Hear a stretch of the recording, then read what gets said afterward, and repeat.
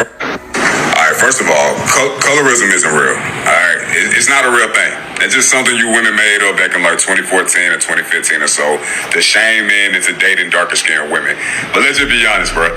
Dark skinned women are fine and all, but listen, have y'all ever dealt with yourself before? Dark skinned women are not the easiest to deal with. All right, they're loud as fuck. They're combative. They're very argumentative. They just give you a lot of this. You feel what I'm saying? While light-skinned women, they know how to be more subtle and civil and chill. They're more easygoing. You can bring them around your moms. You can actually bring them around your mama because, you know, they know how to be women. So I feel like you dark-skinned women need to take notes from these light-skinned women because they're winning by a long shot, miles ahead of y'all. And let's just be honest.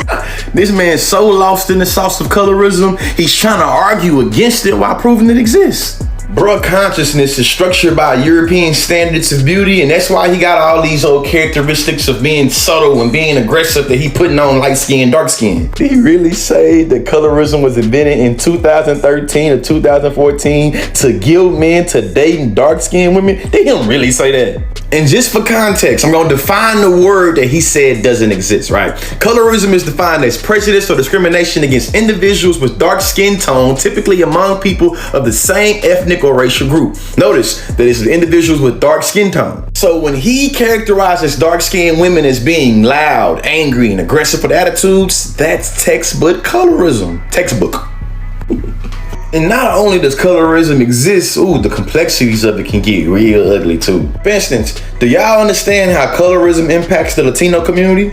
It's a cross-cultural phenomenon. Do you know how colorism impacts not only South Asia, but Asia in general? That man talked about colorism in the context of relationships. So we also know that colorism and punishment amongst Hispanics in the justice system is very much a thing as well. And with it being cross-cultural, in the African-American community, the darker your skin is, the more likely you are to end up in American jail. And that's based off on statistics and research, facts over feelings. According to the study, it isn't just being black that makes a person more likely to be sentenced in jail in the US, it's how black they are. A person's lifetime chance of having been arrested, they study found is directly proportional to the darkness of their skin. And peep game, though the colorism definition is very simplistic when it comes to being about dark-skinned people, we recognize that dark-skinned men a lot of times be lost in the sauce of colorism because of how we benefit from it in many different instances. Dark-skinned women due to colorism is seen as being more hard, more masculine, less feminine, having attitudes and all that, right? Those same characteristics sometimes benefit black men, especially when it comes to dark-skinned men in relationships. Trust me, I know. Dark-skinned men been sensationalized in red bones and yellow bones and light skin since then, at the beginning of hip-hop. So is it willful ignorance when you say that colorism doesn't exist and it was something made up in like 2014?